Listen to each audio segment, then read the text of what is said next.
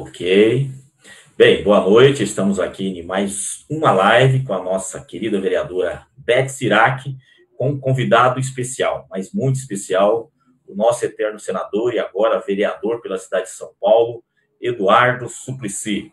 Então, eu gostaria já de dar início aqui, saudando, abrindo aqui para a Beth, a nossa vereadora da cidade, conversar um pouco com o Suplicy, fazer uma apresentação e depois eu passo para o senador para a gente fazer algumas perguntas que está na crista da onda, né? Em especial a renda básica de cidadania, projeto do nosso querido senador que aprovou em 2004, mas que infelizmente essa lei não se conseguiu ser regulamentada. Então vamos bater um papo sobre isso em tempos de coronavírus. Beth Sirac, com você. Boa noite, João. Boa noite a todas as pessoas que estão nos acompanhando pelas redes sociais. A nossa live hoje é muito especial. Estamos recebendo aqui o nosso eterno senador Eduardo Suplicy. É uma alegria tê-lo aqui agora como vereador da cidade de São Paulo, da capital. É uma alegria poder recebê-lo aqui numa temática tão importante e que você é a pessoa mais apropriada para discuti-la, que é a questão do auxílio emergencial que está sendo aí entregue pelo governo federal. Então, Suplicy, essa live de hoje, eu gostaria que você abordasse primeiro a tua experiência com a nossa região, com a região do Grande ABC, uma região tão importante para a cidade de São Paulo, para o Estado, para o Brasil, uma região que foi palco da grande industrialização, foi palco do desmonte da indústria em outros momentos, de greves, da luta da classe trabalhadora, e você, como senador, sempre esteve presente na nossa cidade. Então, é uma alegria poder recebê-lo. Eu quero que você, hoje nessa live, conte um pouco dessa história, da sua relação com a nossa região, em especial com a nossa cidade, e aquilo que você é mestre, doutor, pós-doc, que é a renda básica, que você sempre discutiu e defendeu e que parece que agora se faz tão necessário em nosso país. Então, boa noite, Eduardo Suplicy, uma alegria tê-lo aqui conosco. Boa noite, senador, boa noite. Suplicy tem que abrir o som. Tem que abrir o som. Pera lá. Aí. Ué, mas... Agora sim, estamos te ouvindo. Ficou aberto? Está aberto? Agora sim, pode deixar aberto. Só Sim. tá nós três aqui, tranquilo. Tá bem. Então, muito bem.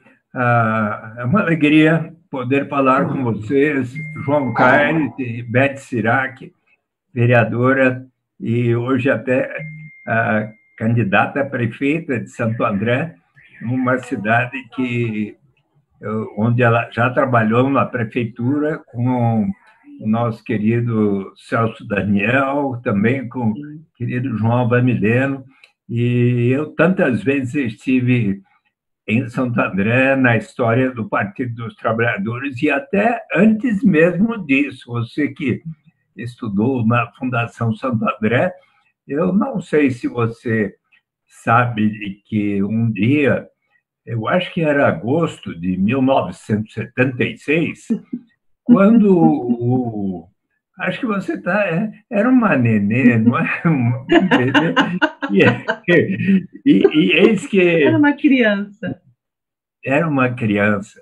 E então havia um assessor do Diese, um economista, quarto-anista de economista, que estudava na Fundação Santo André. E ele assessorava a direção do Sindicato dos Metalúrgicos, do ABC. E eis que ele disse ao então presidente do sindicato, Luiz Inácio Lula da Silva, hoje vai lá na minha faculdade fazer uma palestra aquele professor de economia da Fundação Getúlio Vargas, o Eduardo Matarazzo, que escreve artigos na Folha. E o Lula foi, e com Devanir Ribeiro.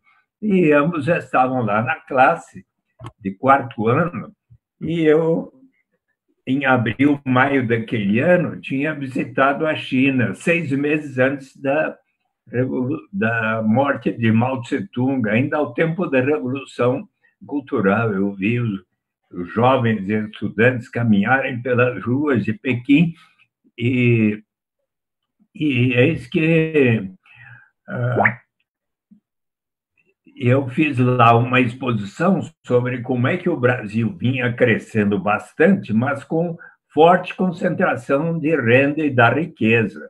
E falei também da China, de como lá os trabalhadores e os filhos de operários estavam entrando nas universidades e tal.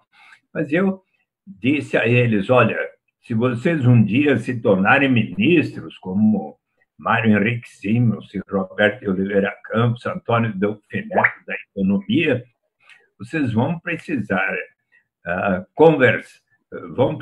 conversar não apenas com os empresários, como fazem os ministros daquela época, e alguns desta época também, né? Mas vocês vão precisar dialogar também com os trabalhadores que justamente serão afetados pelas decisões de política econômica que vocês tomarem, e assim por diante, né? E, ao final, eu abri para perguntas, observações, e o Lula foi o primeiro que levantou a mão e fez uma série de observações ao que o professor, um pouco mais atrás, disse alto. O que é que vai dizer o diretor da faculdade a hora que souber que está aqui um perigoso líder sindical? O Lula, então, ficou um pouco sem graça e saiu da sala de aula. O Devani foi com ele e eu acabei de responder a todas as perguntas e, ao terminar, fui lá e encontrei o Lula e o Devani Ribeiro no pátio da Fundação Santo André, conversando. Daí nós conversamos bastante.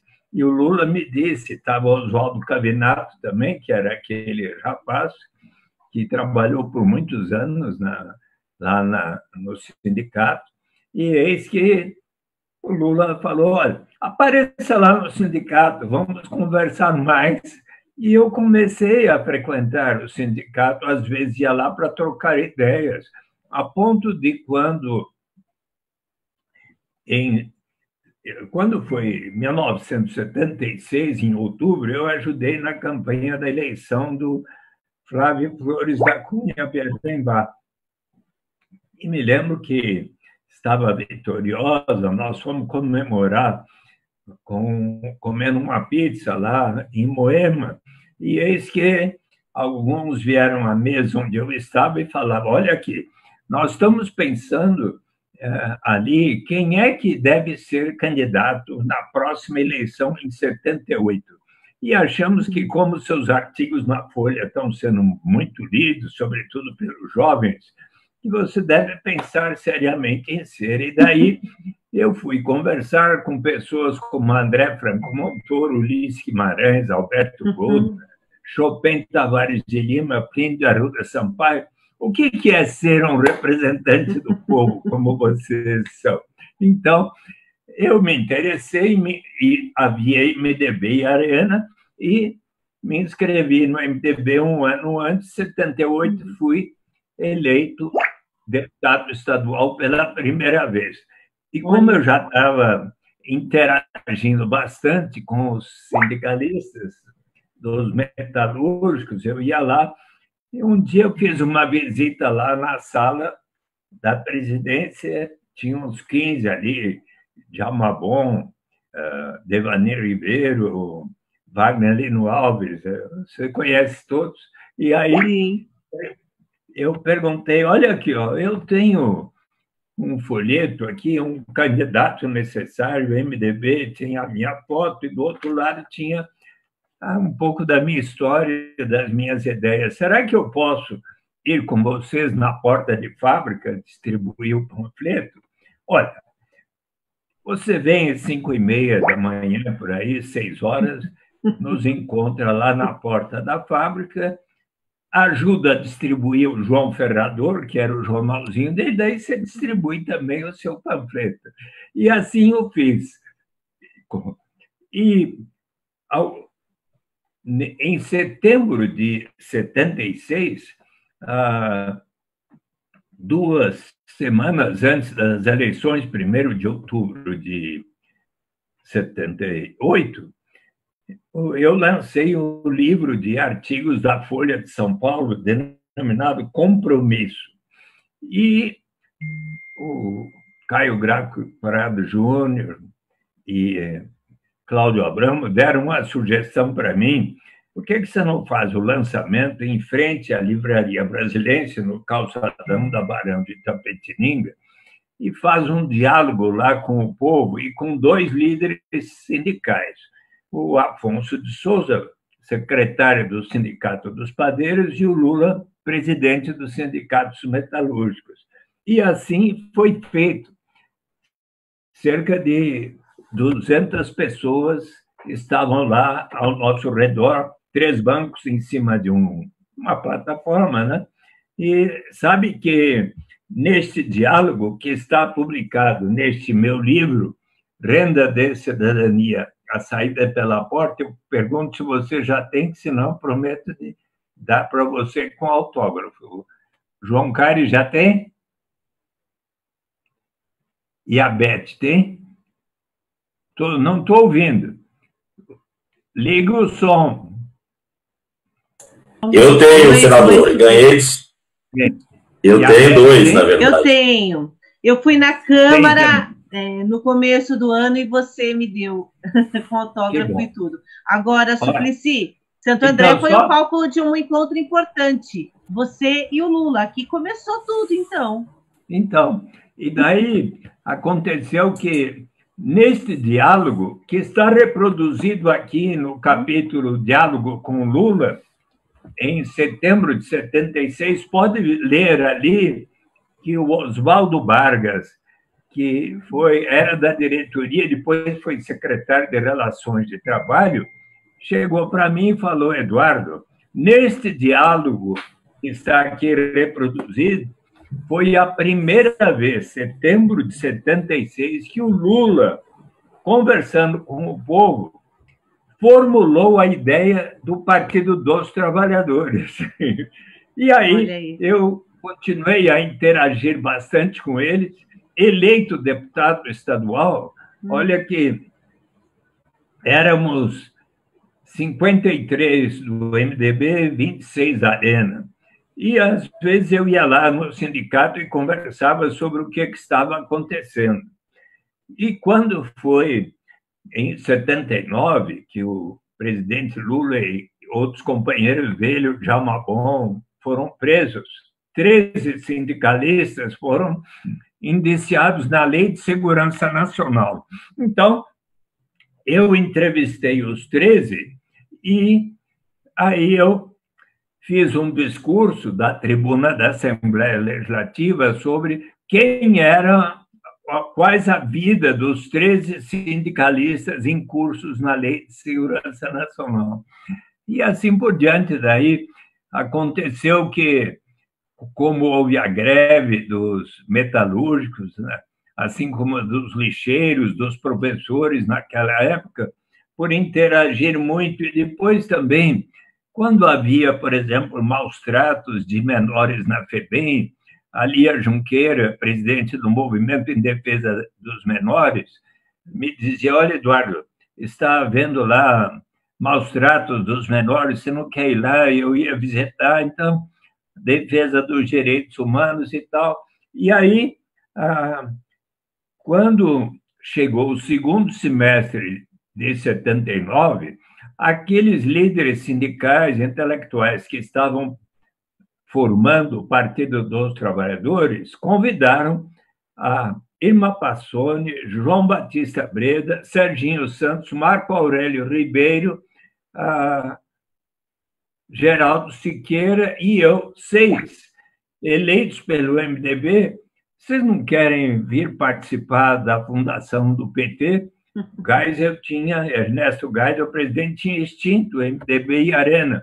Então, Eu não havia internet naquela época, né? Mas eu dei entrevistas na imprensa e da tribuna da Assembleia Legislativa eu falei, olha, 78 mil me elegeram deputado estadual pelo MDB e agora estão me convidando para entrar no PT. E vocês acham,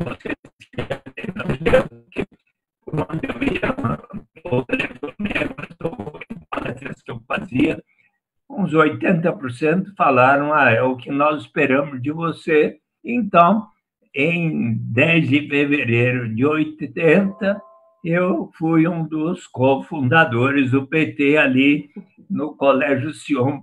Então, como eu achei que seria relevante eu lhes contar essa história. Sim, a Fundação Santo André foi o cenário aqui da sua iniciação, da construção do partido junto com o Lula. Santo André é importante, né, Suplicy? A primeira vez que eu tive contato com você, que eu ouvi falar de você, eu era adolescente, aí tinha aquela musiquinha, não sei se você lembra. Experimente, Suplicy. De tudo que está aí. Lembra disso? Candidato a prefeito. Então. Exatamente. Candidato a prefeito em 85. Foi aí. Jânio Quadros venceu.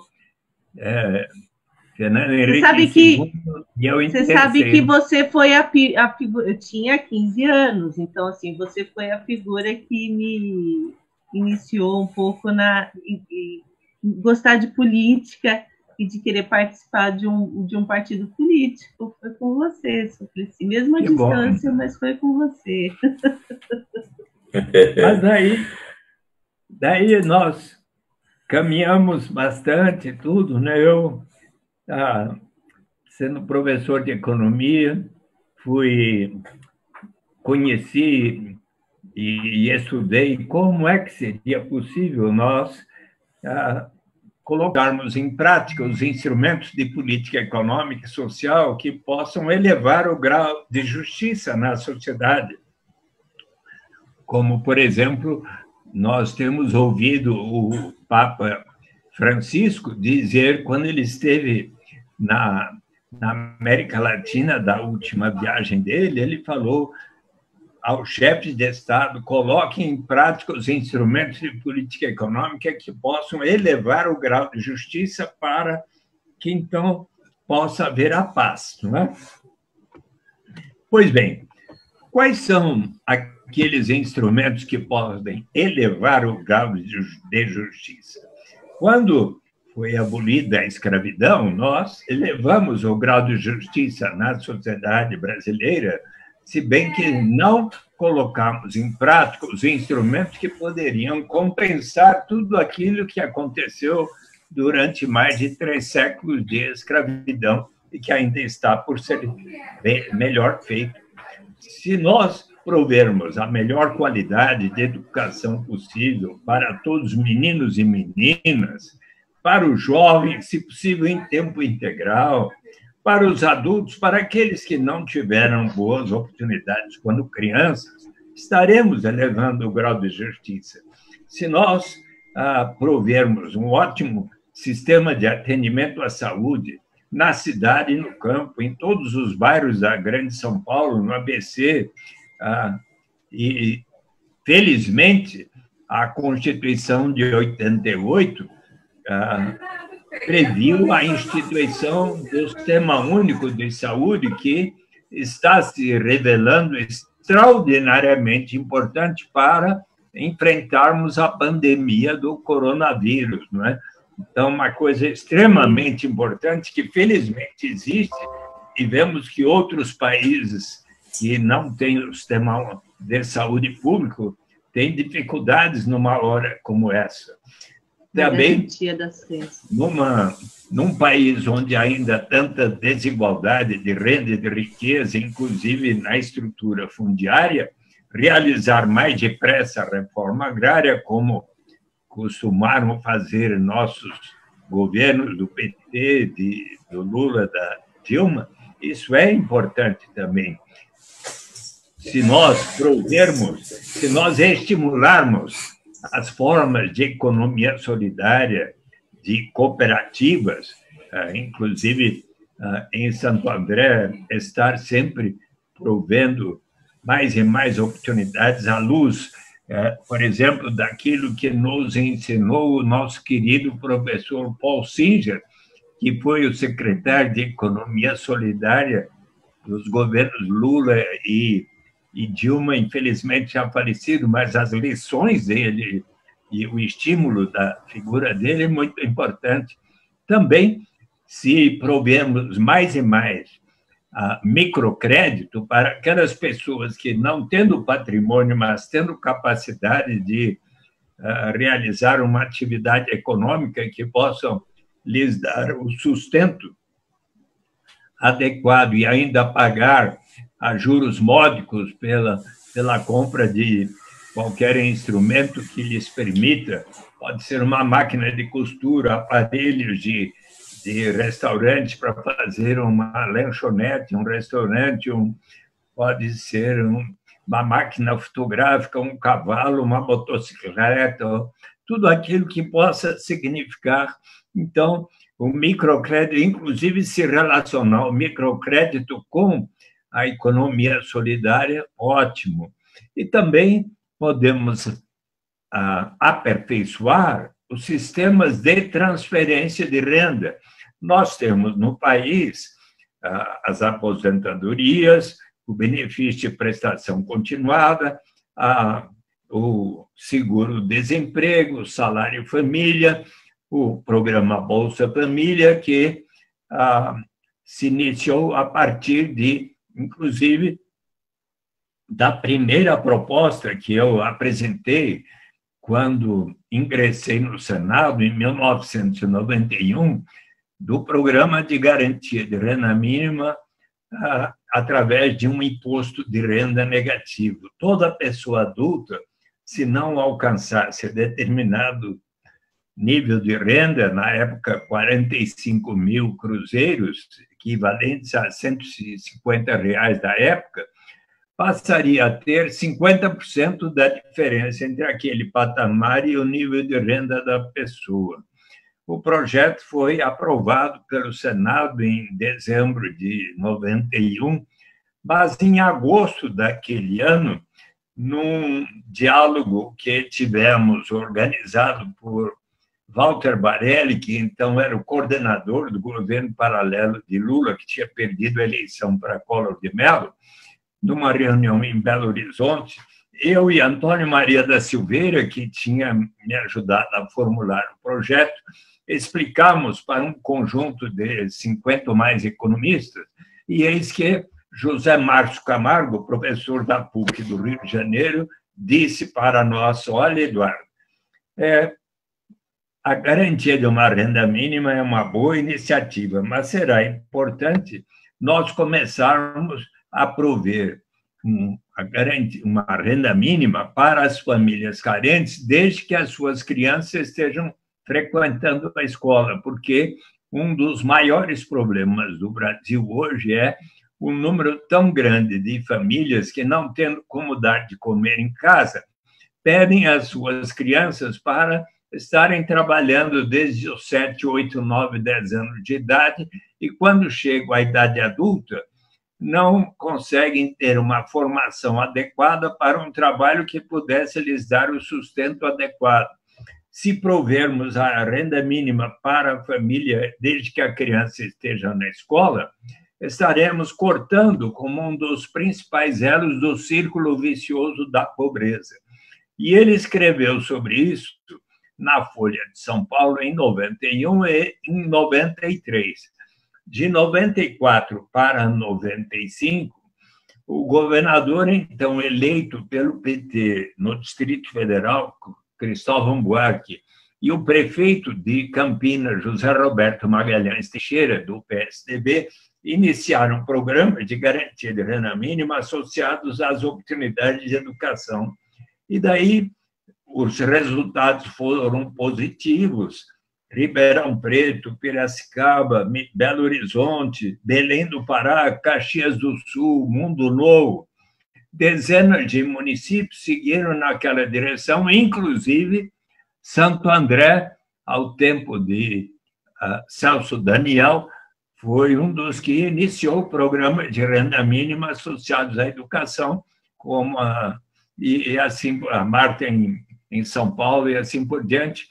Mas aí aconteceu que 6 projetos apareceram como produto disso no Congresso Nacional, na Câmara dos Deputados, Pedro Wilson, Chico Vigilante, Nelson Marquesan, no Senado, Ney Suassuna, José Roberto Arruda, Renan Calheiros, e aí eu já estava conhecendo melhor o que era o conceito da renda básica universal, me interessando mais e mais por isso, e quem esteve presente no Brasil em 94 e depois fazendo palestras na Universidade de São Paulo e do Rio de Janeiro e na PUC, estava o professor Felipe Vampares, autor deste livro recente que eu muito recomendo a vocês, Renda Básica, uma proposta radical para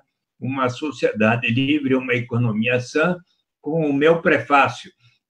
Felipe Vampares acho que é a maior autoridade sobre a renda básica de cidadania. Ele acaba de publicar um artigo muito interessante numa revista que eu até estou colocando hoje no meu Facebook, podem ver depois. Ele faz uma análise da experiência de 2 anos que aconteceu na Finlândia, onde 2.000 pessoas foram sorteadas para que, durante 2 anos, recebessem 560 euros por mês, uma experiência com resultados positivos, analisada por Felipe Vampares, que esteve algumas vezes no Brasil, e inclusive no ABC, acompanhando o discurso do presidente Lula. Eu fui com ele lá.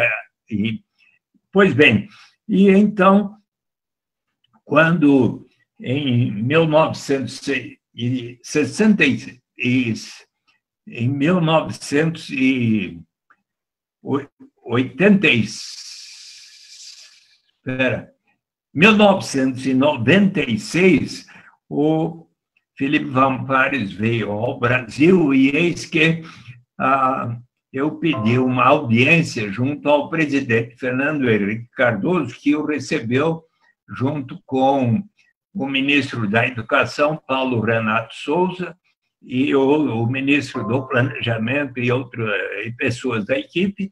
E então, Felipe Vampares disse a ele: olha, o objetivo maior será um dia alcançar a renda básica incondicional para todos, mas relacionar a garantia de uma renda, relacionando as oportunidades de educação, constitui um passo importante, porque é um investimento em capital humano. E aí o presidente Fernando Henrique Cardoso deu o sinal verde para que fosse aprovado o projeto de Nelson Marquesan, ao qual foram apensados os demais que eu citei, projeto de lei pela qual a União financiaria em 50% os municípios que adotassem programas naquela direção.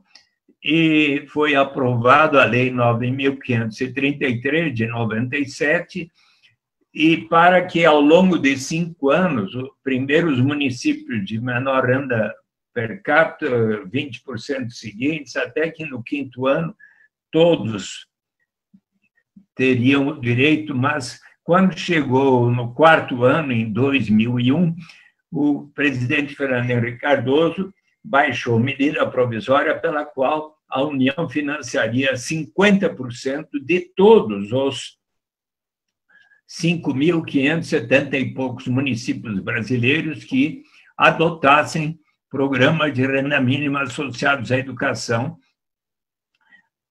nome que ficou do programa Bolsa Escola, que Cristóvão Buarque tinha batizado, e também foi chamada Lei José Roberto Magalhães Teixeira, em homenagem ao prefeito pioneiro lá de Campinas. E 6 meses depois veio o Bolsa Alimentação, relacionado à vacinação das crianças, o auxílio gás, R$15 por mês às famílias carentes para adquirirem o gás de cozinha, e daí Lula foi eleito presidente e em 2003 se instituiu o programa Fome Zero com o cartão alimentação. Eu até estive com o ministro José Luiz Graziano em Guaribas e Acauã, os 2 municípios de menor renda per capita no Brasil, onde foi lançado o programa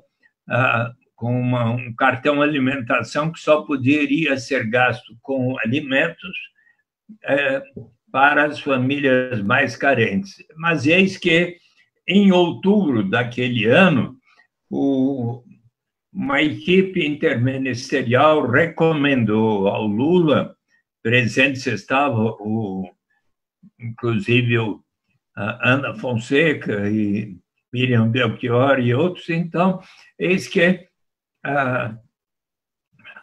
recomendaram e o Lula instituiu a unificação e racionalização desses 4 programas que eu citei, no que veio a ser o programa Bolsa Família, que, em dezembro de 2003, tinha já 3,5 milhões de famílias beneficiárias e foi crescendo, 14,2 milhões famílias em julho de 2015, o governo Dilma, depois chegou a baixar um pouco, recuperou-se, agora está próximo desse número, 14 milhões e tantas mil famílias, correspondendo a quase 1/4 dos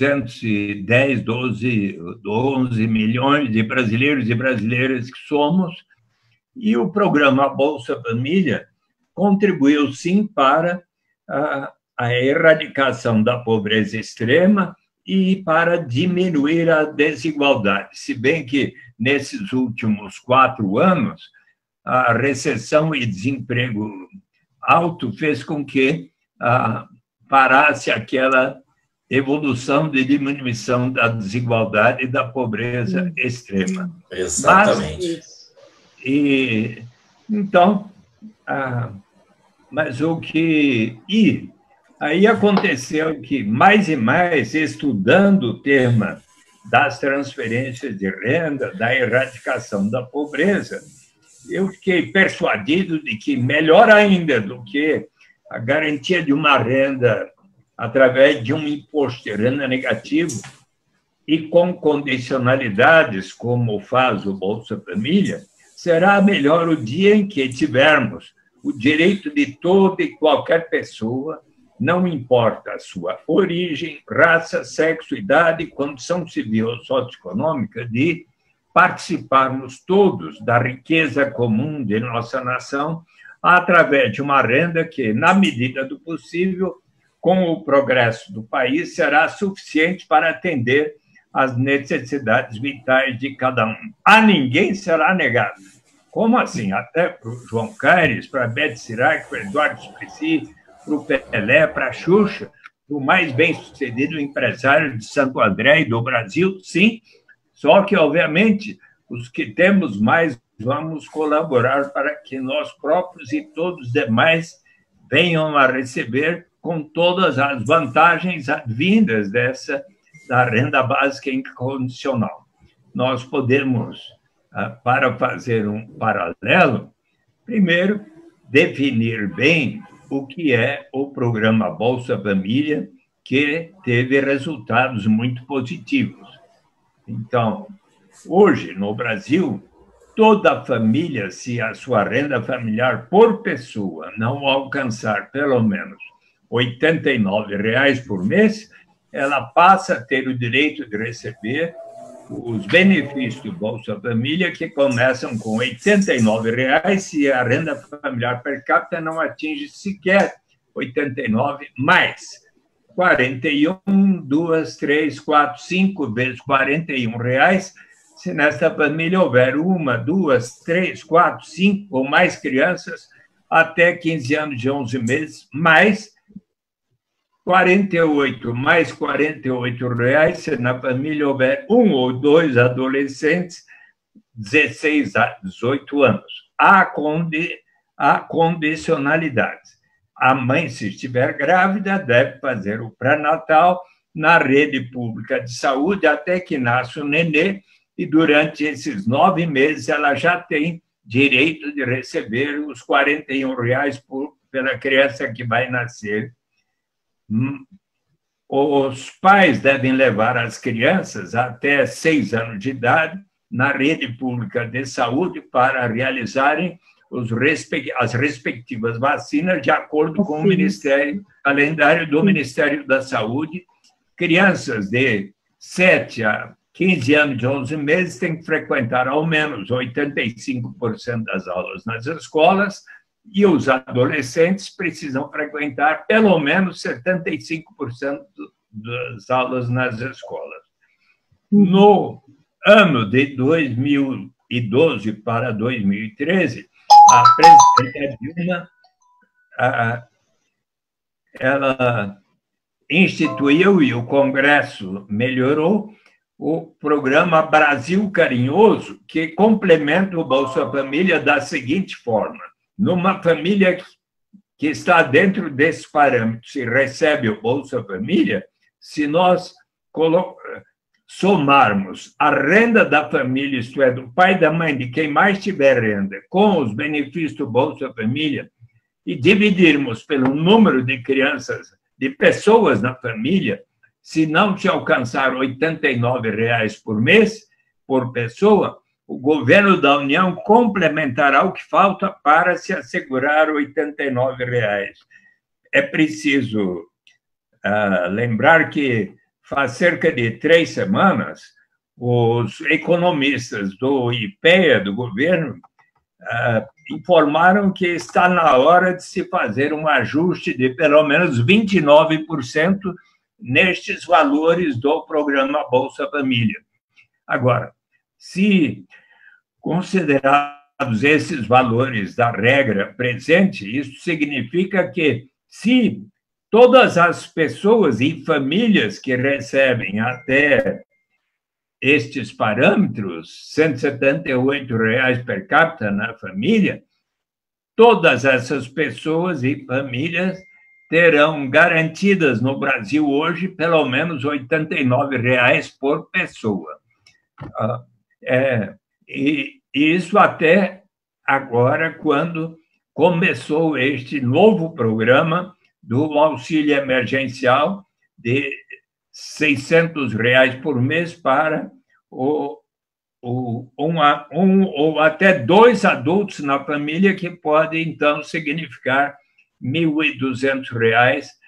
Então, foi muito importante esta percepção recente, e, inclusive, foi bastante saudável que, tendo em vista, claro, essa dificuldade imensa decorrente da pandemia do coronavírus, e o fato de tantas pessoas, então, não poderem, sobretudo aquelas que estão no mercado informal, mas em tantas outras atividades, a cabeleireira cujo salão de cortar o cabelo fechou, está fechado, ou os barbeiros, e tantas profissões que as pessoas não podendo trabalhar naquilo que lhe dá o sustento, estão precisando um auxílio, e então, felizmente, o Congresso Nacional, por consenso de todos os deputados federais, de todos os senadores, e inclusive os partidos da oposição, tiveram um papel muito importante, porque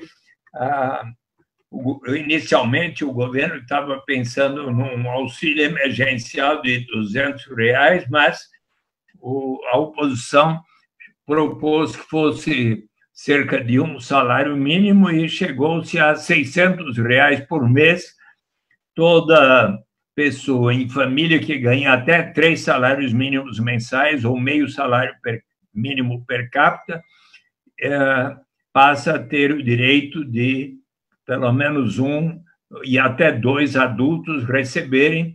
Isso vai ser por 3 meses, prorrogáveis por 3 meses ou mais, dependendo da pandemia.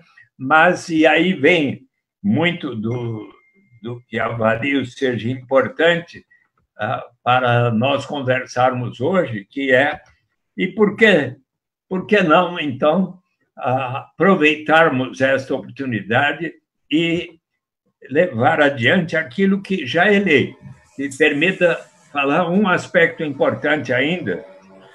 Quando eu resolvi que era melhor a renda básica incondicional para todos, apresentei novo projeto de lei em dezembro de 2001, e quando foi apresentado na Comissão de Assuntos Econômicos, foi designado relator o senador Francelino Pereira, do PFL, ex-governador de Minas Gerais, ex-presidente da Arena, um dia famoso por ter dito: que país é este?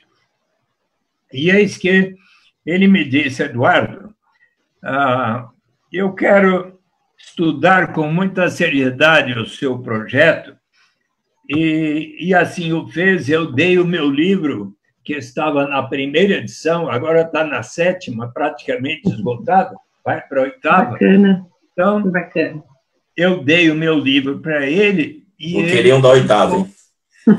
Ele estudou e disse: Eduardo, é uma boa ideia, mas você precisa torná-la compatível com a lei de responsabilidade fiscal, pela qual, para cada despesa, precisa haver a receita correspondente. Que tal você aceitar um parágrafo que diga que será instituído por etapas, a critério do Poder Executivo, começando pelos mais necessitados, portanto, como faz o Bolsa Família? E eu achei de bom senso, aceitei, e graças a este parágrafo, o Senado aprovou em dezembro de 2002, por consenso, a Câmara dos Deputados, por consenso. Se tratava de um projeto de um parlamentar, então poderia ser aprovado em forma terminativa no âmbito das comissões, a não ser que mais de 10% do Congresso pedisse na Câmara ou no Senado pedisse para votar no plenário, mas foi consensual. Em dezembro de 2003, a última votação se deu na Comissão de Constituição e Justiça. E sabe quem é que era lá um membro suplente, mas presente na Comissão de Constituição e Justiça e nada falou contra? Aquele deputado chamado Jair Bolsonaro. Ele votou a favor. É verdade. Eu vi a sua entrevista, o senhor comenta numa entrevista da Folha, acho que foi. Então, e aí, eis que, se nós pensarmos um pouco, quando o presidente Jair Bolsonaro ganhou as eleições, não é? Eu me lembro dessa cena, ele levantou a mão: eu juro perante Deus e o povo brasileiro cumprir a Constituição. Ora, vocês conhecem muito bem o que fala a Constituição. Aqui no artigo 3º, constituem objetivos fundamentais da República Federativa do Brasil construir uma sociedade livre, justa e solidária, garantir o desenvolvimento nacional, erradicar a pobreza e a marginalização e reduzir as disparidades sociais e regionais, promover o bem de todos, sem preconceitos de origem, raça, sexo, cor, idade e quaisquer outras formas de discriminação. Ora, se ele quiser, de fato, cumprir a Constituição, a solução tão de bom senso quanto sairmos de casa pela porta é instituir a renda básica de cidadania. O que você acha, Beth e João Caio? O que acham? É isso. Muito boa fala, né? Foi bom o senhor falar de Santo André, a nossa cidade, onde tudo começou aí. Eu também passei pela Fundação Santo André, estudando economia. Tenho 2 livros do senhor, né? Um autografado. Vou pegar essa última versão, porque você sempre dá uma atualizada. Eu sempre recomendo a leitura. E a Beth acho que vai comentar um pouco também, que ela tem lido algumas coisas sobre isso, né? E aí passar para a Beth, senador, para ela conversar um pouco sobre o que o senhor falou, né? Fazer uma análise em cima disso e também fazer um referencial na nossa cidade, né? Em tempos de Covid-19, essa doença terrível que tem matado várias pessoas. O Brasil está crescendo muito, infelizmente, né? Por falta de ter um comando central. A gente não tem comando central, descomanda, na verdade, e isso reflete também em algumas atitudes de alguns partidos, né? Inclusive o partido que governa a nossa cidade. E aí quero passar para a Beth para ela também fazer uns comentários, fazer uma análise em cima dessa aula que o senhor deu para nós aí sobre renda básica de cidadania. Beth. Bom, primeiro que os nossos internautas aqui estão bombando, todo mundo adorando a sua exposição, viu, Suplicy? A sua aula sobre renda básica de cidadania, está todo mundo gostando muito, várias pessoas comentando aqui, eu estou acompanhando também. Suplicy, a nossa cidade, infelizmente, nossa cidade, a região do Grande ABC, de uns tempos para cá, não investiu em informação. Então, o consórcio intermunicipal, que antes era um ente importante aqui da nossa região, que desenvolvia algumas pesquisas em parceria com o DIESE, para a gente saber o número de desempregados, de pessoas na informalidade, isso parou de uns anos para cá, então estão governando um pouco no escuro, assim como o Bolsonaro também até fez um pronunciamento de não sabia que tinha tanta gente desempregada na informalidade, e aqui mesma coisa. Estão governando no escuro porque não realizam pesquisas com dados atualizados para que a gente pudesse pensar estratégias mais eficazes para conter aí não só o coronavírus, mas para desenvolvimento de políticas públicas que promovam a justiça, né? O nome da paz é a justiça. Então, para se ter justiça, precisa de estratégia, precisa de informação, precisa de dados. Mas algumas informações aqui na cidade a gente conseguiu obter pelo Observatório da Universidade Metodista, que mês, né? A gente aqui tem em torno de 41.341 MEIs instituídos na cidade. Ambulantes, poucos, registrados, cadastrados. Recebedores do Bolsa Família, quase 20 mil, né? Essas são as informações que a gente tem um pouco aqui.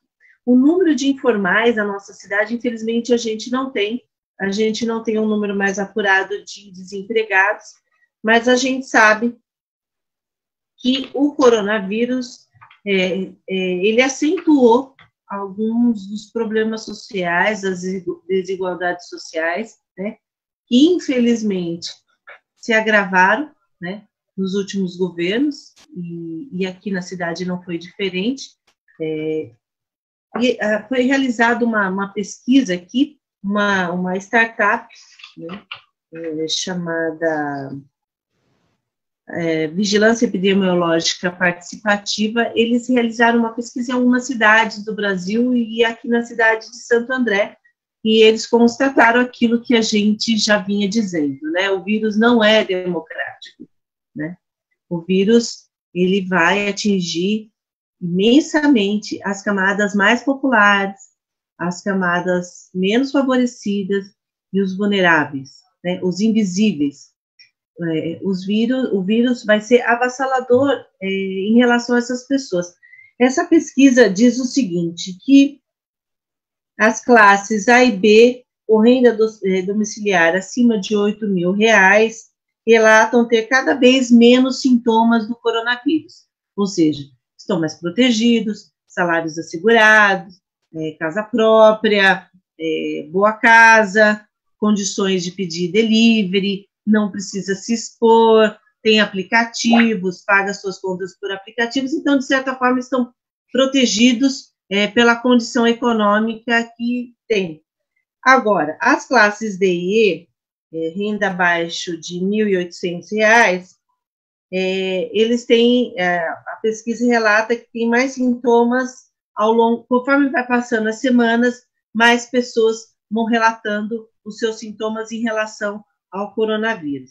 Bom, nessas atividades para saídas essenciais, também eles mediram o seguinte: as classes A e B costumam sair de suas casas em torno de 35% dessa classe, A e B. A classe C, 47%, e a classe D e E, 83%. Por que isso? Porque as pessoas estão na informalidade, as pessoas precisam ganhar o seu pão de cada dia, precisa sobreviver, portanto, tem que se submeter ao trabalho, seja na informalidade ou nos serviços essenciais do comércio, da saúde, da segurança, os bancários, enfim, pessoas que são consideradas, profissões que são consideradas serviços essenciais, estão sujeitas, expostas, evidentemente, ao coronavírus. E essas pessoas estão classificadas aí na classe C, outras da informalidade, na classe D e E. Portanto, a curva, ela não pode ser uma única curva, né? A análise da curva da contaminação, ela não pode ser uma única. A análise da curva tem que partir primeiro das camadas mais abastadas, A e B, e a curva dos menos favorecidos, classe C, D e E, porque aí sim a gente tem condição de avaliar quem são as pessoas que estão desprotegidas, quais são as camadas que estão suscetíveis à contaminação. E isso reforça o debate da elite, ou de parte da elite brasileira, sobre a questão da flexibilização. A gente vem percebendo um movimento, inclusive aqui na cidade, vamos usar máscara, como se a máscara evitasse a contaminação do coronavírus. A máscara não evita a contaminação, ela preserva um pouco. Muito. Ajuda, mas ela não evita. Muito. Se não ajudasse, não estaria as autoridades da saúde recomendando muito que nós usássemos. Sim, mas para quem está no dia a dia e usa a mesma máscara para o trabalho o dia todo, a gente sabe que isso não é bem, não tem o seu tempo de desgaste, né, da utilização. Então tem uma série de coisas que você precisa. Quando eu saio aí na rua, eu ponho, viu? Tem que sair de máscara. É verdade, sem dúvida nenhuma. Até para dar uma volta sem aqui. Sem dúvida nenhuma. Tem uma praia. Exatamente, o tempo todo. E vou de máscara, assim, viu? Não, eu também vou. Eu uso máscara, se eu tiver que sair. Não, nós recomendamos, mas o que eu estou dizendo, Suplicy, a pessoa que sai para trabalhar, que ela tem uma máscara, ela fica o dia todo, tem o seu tempo de desgaste. Então, tem algumas coisas que precisam ser cuidadas. A mesma coisa em relação ao teste, né? Os testes, esses testes rápidos, tem que entender que teste rápido não é vacina, não é remédio. Você previne para que você possa fazer a localização e o isolamento, mas ele não é remédio. Então, o teste é para ser utilizado na contenção, na localização, no rastreamento e para você tomar as medidas de quarentena, isolamento, é mais no sentido da estratégia, o teste rápido. Então, tem essas questões todas, elas são importantes para que a gente possa esclarecer as pessoas, lavar as mãos, usar máscara, fazer o teste para localizar, sim, sem dúvida nenhuma, né? Sem dúvida nenhuma. Mas a gente sabe que a exposição das pessoas em tempo prolongado tem se dado muito mais nas classes menos favorecidas. Isso sem dizer a população pop-rua, que está suscetível a todo tipo de contaminação, enfim, porque não tem uma proteção dos órgãos públicos. E isso é uma realidade na cidade de Santo André, é uma realidade em muitos lugares, e a gente sabe que o auxílio emergencial, ele tem sido, ou deveria ser, um sistema de proteção fundamental para a vida das pessoas. A gente tem visto aí, aqui na cidade de Santo André, filas gigantescas para recebimento do auxílio, né? As pessoas têm procurado a Caixa Econômica Federal, mas segundo informações que nós obtivemos, parece que 12 milhões de pessoas terão que acessar o sistema novamente porque não receberam nem a primeira parcela do auxílio. E olha isso, o anúncio da quarentena, se eu não me engano, se deu na segunda quinzena de março. Após a medida em abril da aprovação, essas pessoas ainda não conseguiram acessar o auxílio, né?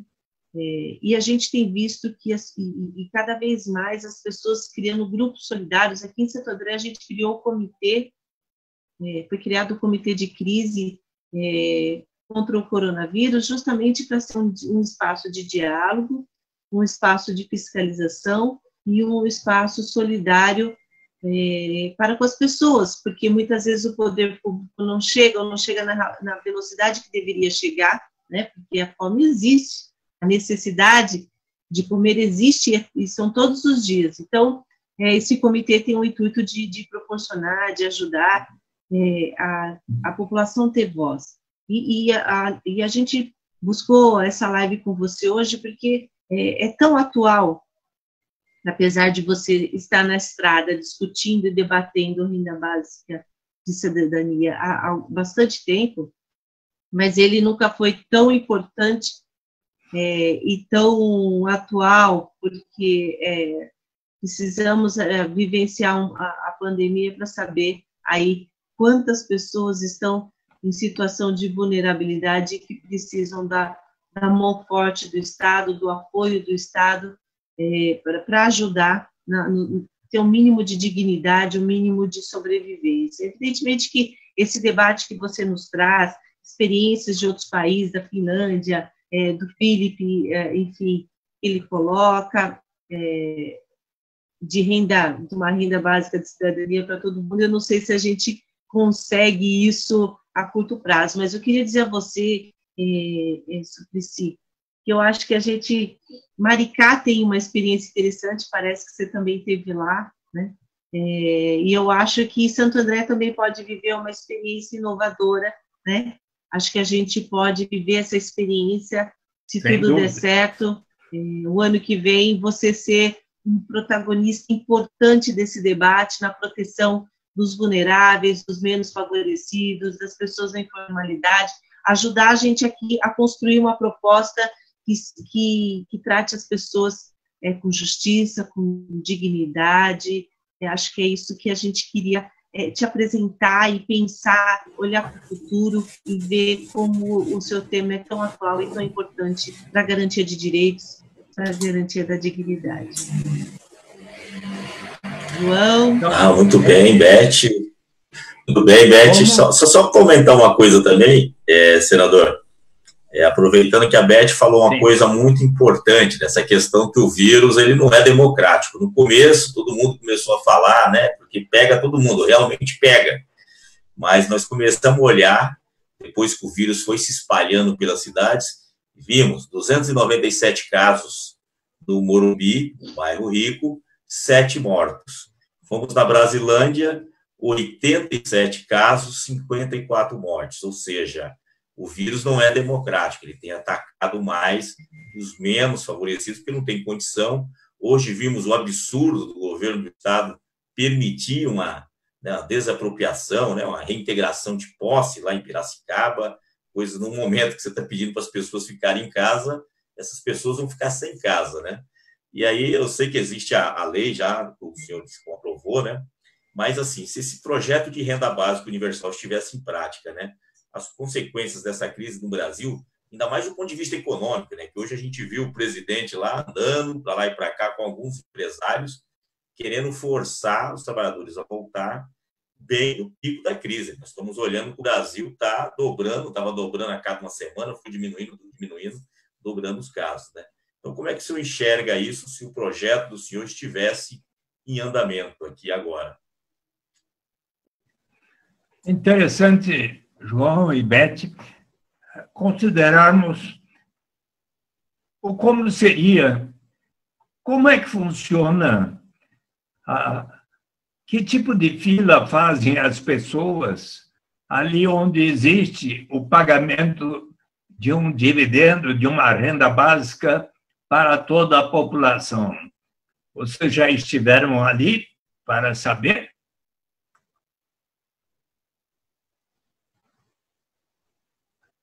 Oi, Suplicy, sim, aqui em Santo André. Oi, estou ouvindo. Não, mas... falando. Está me ouvindo? Oi? Pergunto se você esteve nos lugares do mundo onde se paga um dividendo igual para todos. Não. Quer que eu te leve lá? Sim. Conta para nós. No início dos anos... Como? Pode falar, no início pode contar, conta para nós. No início dos anos 60, o prefeito de uma pequena vila de pescadores chamada Bristol Bay observou que dali saía uma grande riqueza na forma da pesca, mas boa parte da população continuava pobre. Então ele disse: vamos criar um imposto de 3% sobre o valor da pesca para instituir um fundo que a todos pertencerá. Mas o imposto contra enorme resistência demorou 5 anos para persuadir a comunidade. Uma vez instituída, deu tão certo que 10 anos depois ele se tornou governador do estado do Alasca, Jay Hammond.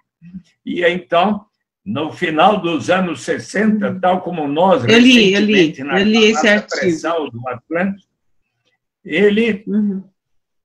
Lá foi descoberto enorme reserva petrolífera na Baía de Prudhoe, ao norte do Alasca.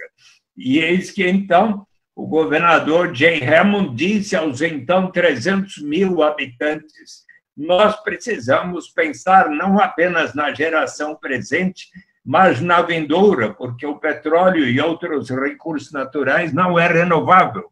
Vamos separar pelo menos 25% dos royalties decorrentes da exploração dos recursos naturais para instituir um fundo que a todos pertencerá. E ele quis que, então, todos debatessem e votassem. 76 mil disseram sim, 38 mil não, 2-1 venceu.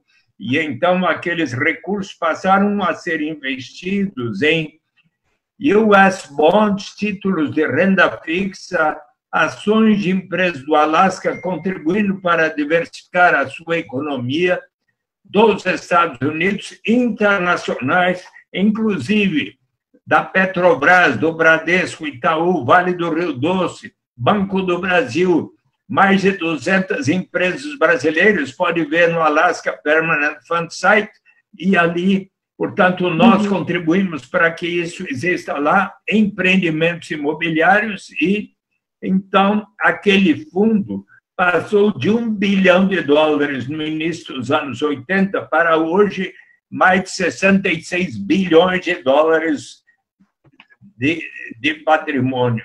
Então, vamos supor que Beth Sirac e João Caires estivessem residindo no Alasca há 1 ano ou mais. Então, entre 1º de janeiro e 31 de março, preencheriam aqui: sou Beth Sirac, sou João Caires, resido em tal endereço, única exigência, está lá 1 ano ou mais residindo. Se viajei foi por tal qual motivo, estou aqui de volta. Responde por suas crianças até 18 anos, por elas recebe igual para todos. Trabalho aqui em tal instituição, Santo André, não precisa dizer qual a sua remuneração, nem o patrimônio acumulado, igual para todos.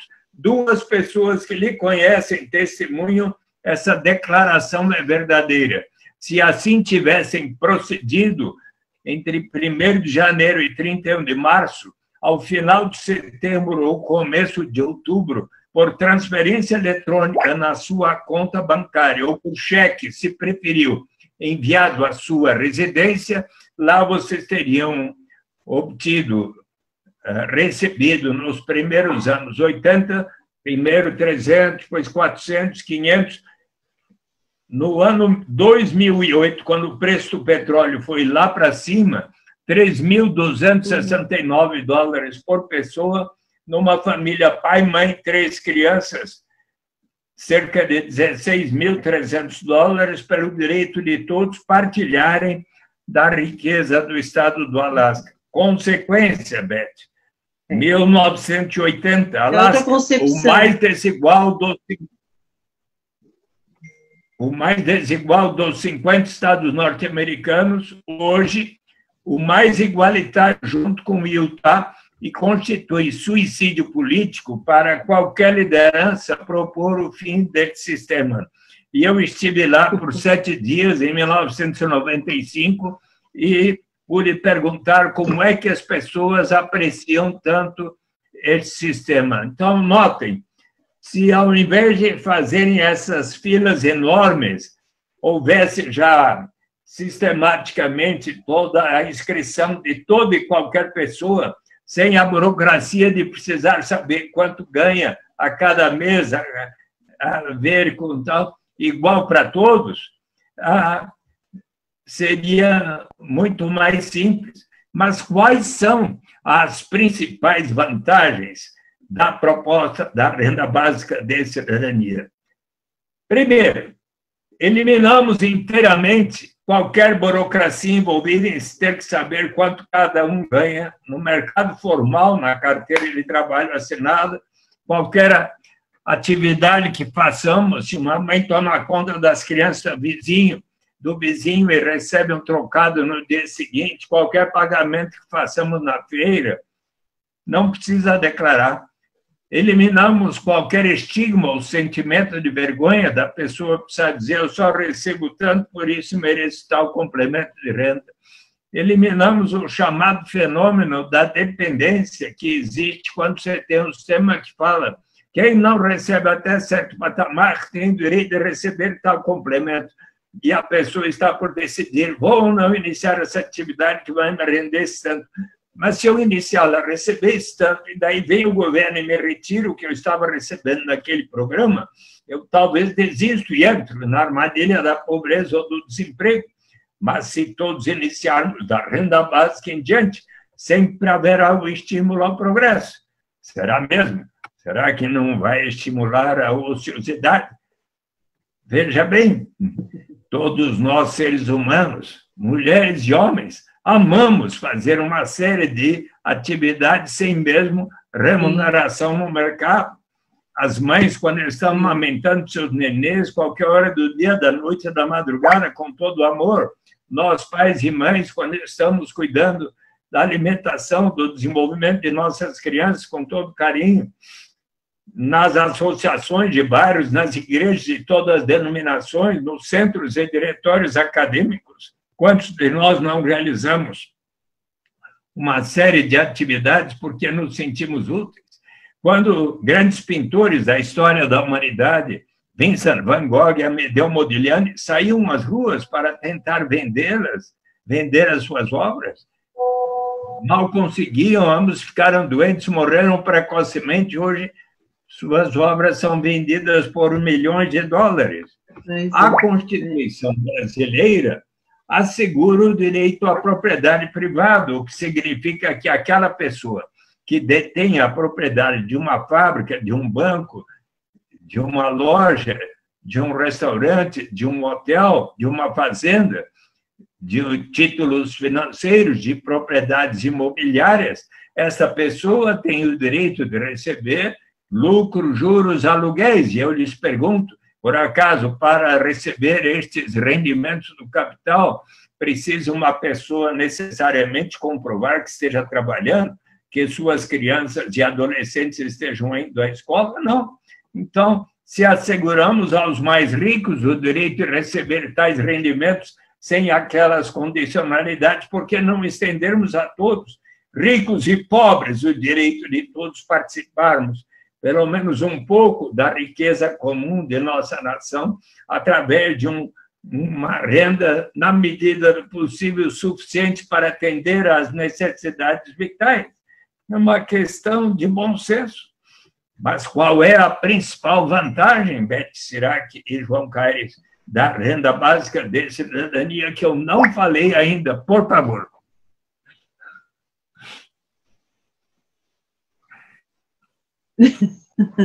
Bom, primeiro, eu acho que você colocou a questão da justiça, da distribuição de renda, independente da condição econômica, raça, etnia e etc. Poxa vida. Sabe, João? O que está faltando, João Caires? Ele colocou também, acaba com a burocracia, você não precisa provar que é pobre, que é rico, a burocracia, todo mundo tem direito a receber. 17, só para trazer uma informação aqui, ó, mais de 17 milhões, mais de 17% dos brasileiros não tem nenhum celular, ou seja, em torno de aproximadamente 37 milhões de pessoas.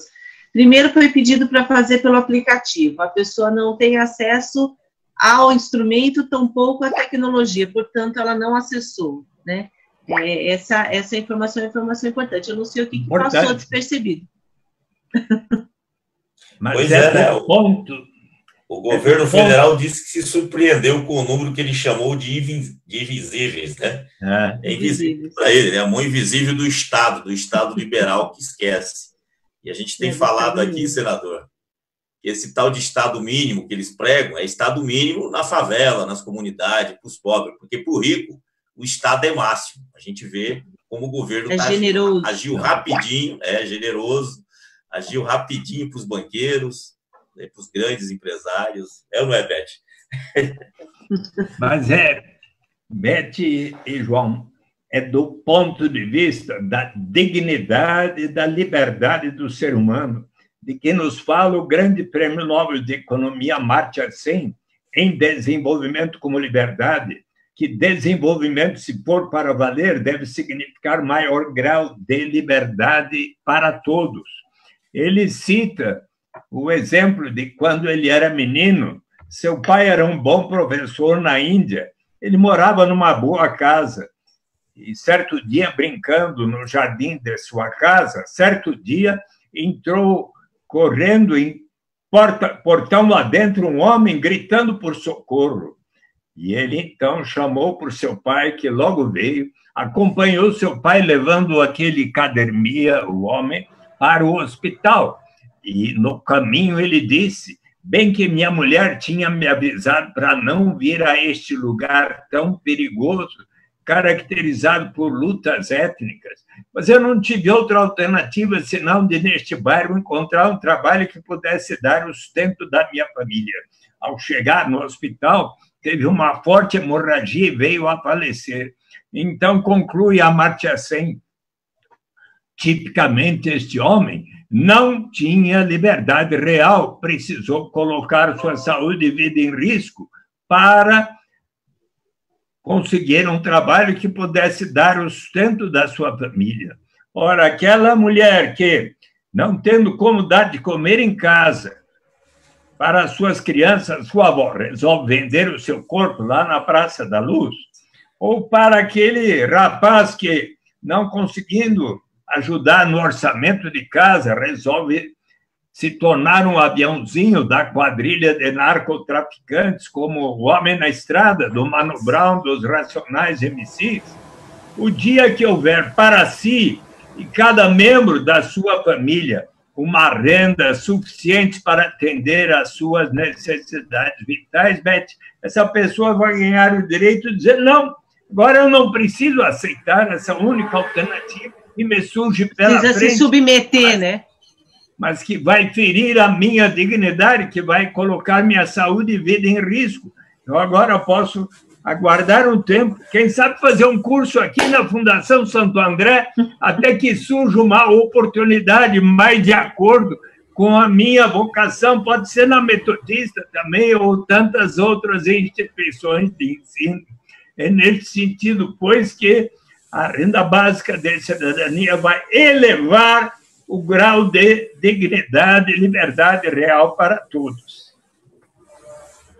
Ficou claro? Ficou claro. Eu quero aproveitar aqui, senador, tem uma pergunta para a Beth, os internautas estão fazendo pergunta. Primeiro, aproveitando toda essa discussão, a Beth ainda é pré-candidata, né, no mês de junho, que se define as candidaturas, mas está se mostrando, né, a nossa candidata a prefeita de Santo André e tem tido um protagonismo muito grande, inclusive, no meio dessa crise do coronavírus. E aí, Beth, perguntam para você se no programa de governo você pensa em colocar a renda básica em Santo André. Depois tem uma pergunta para o senador. Olha, essa questão da renda básica, eu penso que é um tema importante e que ele não deva ser tratado agora somente, quer dizer, já é uma discussão que o Suplicy faz, os nossos programas, os nossos governos instituíram, enfim, alguns programas de suporte para as famílias, mas esse modelo que o Suplicy e a experiência, o acúmulo que ele vem tratando e discutindo, eu li esse artigo do Alasca, achei também bastante interessante como que a divisão não diminui, aumenta, né? E com ela traz tudo isso que você colocou, né? A dignidade, o respeito e a verdade e a liberdade. As pessoas hoje não têm liberdade de escolha, têm submissão e elas têm que se submeter, na verdade, a uma condição mínima de subsistência e a todos os riscos impostos aí, nesse caso, pela pandemia. Acabada a pandemia, a gente tem que discutir o que será de nós, do Brasil, da nossa cidade, do Grande ABC, das pessoas pós-pandemia. Que sociedade é essa que nós almejamos, que justiça é essa que nós buscamos, e que forma de governança nós pretendemos instituir na nossa cidade, né? Então, eu quero dizer a você, Suplicy, ao João e quem nos perguntou em relação ao programa de governo, certamente o Renda Básica de Cidadania vai estar no nosso programa de governo e, se Deus quiser, o ano que vem, o Suplicy vai estar aqui para ajudar a gente a fazer isso direitinho, né? Como diz a professora. Né, Suplicy? Eu pensei, Beth, que você fosse me convidar ainda antes do primeiro domingo de outubro, para eu estar aí te ajudando. Claro, Suplicy! Claro que já está feito o convite, já está feito. É só para o ano que vem ou já logo que acabar a pandemia? Não, ó, assim, vamos combinar. Você vai ajudar no programa de governo, certo? Tá. Depois você vai ajudar no dia e depois você vem aqui para cortar a fita. Opa, olha, plano de governo com Suplicy, sinceramente, um plano de governo de primeira linha aqui em Santo André. E aí tem uma pergunta para o Suplicy, né? Que estão perguntando também, você já explicou um pouco da questão das rendas, até foi interrogado por aquela questão da lei de responsabilidade fiscal, né? Mas se os recursos para o renda básica também poderiam sair dos lucros dos grandes bancos privados aqui no Brasil, né? Que mesmo em crise, eles estão lucrando e lucram cada vez mais e agora tiveram mais essa oportunidade aí do senhor Paulo Guedes. Bem, é natural que nós caminhemos na direção de um sistema tributário mais justo, com menos imposto sobre o consumo, sobre a produção e mais sobre aquelas pessoas que têm rendimentos altos, grandes fortunas, sobre herança e tudo. E isso é algo que acontece nos mais diversos países e o Brasil tem muito ainda a caminhar para se ter justiça. E precisamos pensar que, de qualquer forma de riqueza gerada numa comunidade, num município, num estado, num país, num continente, um dia nos 3 continentes da América, na planeta Terra, sempre poderemos separar uma parcela para formar um fundo que a todos vai pertencer. E é interessante que esta proposição está ganhando uma extraordinária interesse nos mais diversos continentes. Eu estive viajando no ano passado, fui para o Quênia, verifiquei uma experiência notável nas vilas rurais do Quênia, e, sobretudo, para as mulheres, ali, nas vilas rurais, as pessoas de 20 anos ou mais, mulheres e homens, passaram a receber $22 mensais, uma experiência notável que harmonizou muito mais as relações e, inclusive, diminuiu em 50% os indicadores de violência contra as mulheres, sabe? Uma coisa formidável. Na Namíbia, eu visitei uma vila de Otiveiro em 2011 e vi lá uma experiência muito notável, uma vila rural pobre com efeitos significativos. Na Índia, no estado de Madhya Pradesh, houve experiências notáveis. Então, na Finlândia, conforme mencionei no início, 2.000 pessoas foram sorteadas e a experiência foi considerada muito positiva. Em cidades da Áustria, da Holanda, e a Grenoble, na França, em Barcelona, na Espanha. A Espanha está debatendo este assunto, a cidade de Stockton, na Califórnia, e em Maricá, a experiência brasileira. É claro que Maricá tem os royalties do petróleo, porque tem os royalties da base da Petrobras em frente a Maricá, mas eles têm realizado uma série de... A Beth bem informada do assunto. E fizeram, gradualmente, estão introduzindo a renda básica. Atualmente, praticamente 42 mil habitantes, todos que ganham até 3 salários mínimos, passaram a receber 130 a partir de abril 300 mumbucas, equivalentes a R$300. Mumbuca é a moeda social que lá existe. No mês de dezembro, a previsão é que 81 mil pessoas, ou metade da população, estará recebendo, e em 2024, toda a população de maneira universal. Então, Santo André pode perfeitamente fazer parte dessas experiências exitosas, né? E poderá mesmo. E eu me disponho, sim, a estar aí conversando com vocês. Eu fiquei contente, hoje eu estava lendo um artigo que saiu terça-feira na Folha de São Paulo, da Maria Alice Setúbal, doutora em Psicologia da Educação da PUC, presidente do Conselho da Fundação Tide Setúbal e do Grupo de Institutos, Fundações e Empresas, e ela, inspirada em pensamentos como de Hannah Arendt, que exalta a coragem como possibilidade de esperança e capacidade da sociedade a exercitar a liberdade, como enfatizou Hannah Arendt, e no momento do seu artigo ela fala, nesse sentido, a renda básica cidadã tem que se converter em política de Estado. O apoio a micro, pequenas e médias empresas, empreendedores, deve ser prioridade das políticas públicas de forma articulada com o mercado e investimento social privado. Então, veja, está se espalhando por toda a parte. Outro Exato. Dia, quer dizer, aproveitando o presidente Senador. Barack Obama enaltecer a necessidade de se instituir a renda básica, o Prêmio Nobel da Paz. Sim, eu vi essas duas entrevistas, eu vi. Então, são coisas bonitas, né? E daí... E aí, senador, aproveitando, tem uma pergunta aqui também dos internautas, né, do Cinei. Ela está perguntando assim, como você se sente lutando cerca de 30 anos, né, pelo renda básica e cidadania, e hoje esse tema quase se tornar um consenso entre economistas de todas as vertentes teóricas e políticas, né? Ou seja, foi falando, e hoje está se tornando um consenso, né? eu me sinto feliz.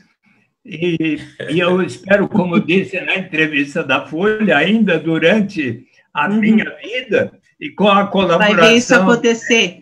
Do João Caires, e vocês dois, eu quero ver instituída a renda básica no ABC, em Santo André, em São Paulo, no Brasil e no mundo. E de tal forma...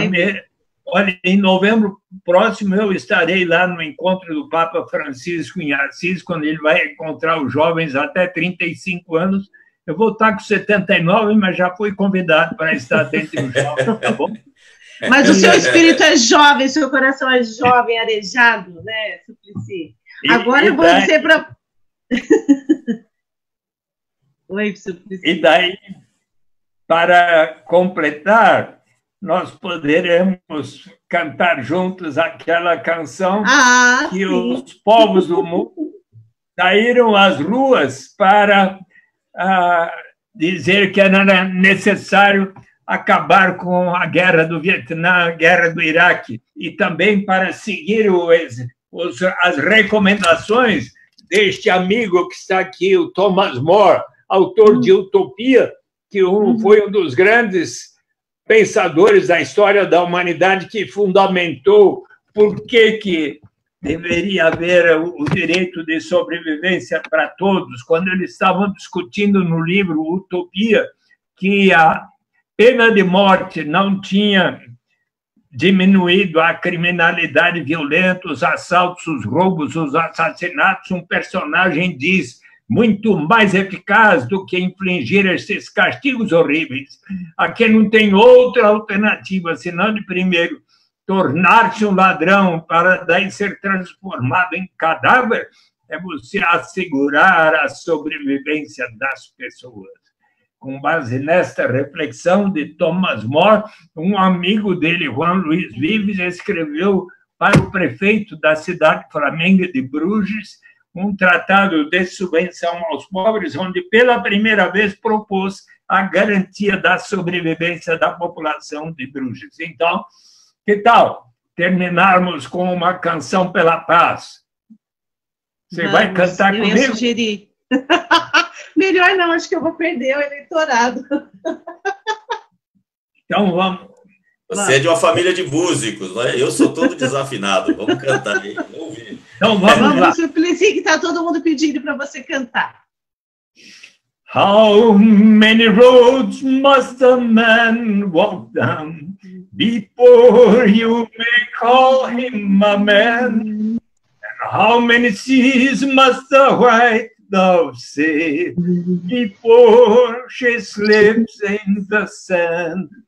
And how many times must the cannonballs fly before they are forever banned?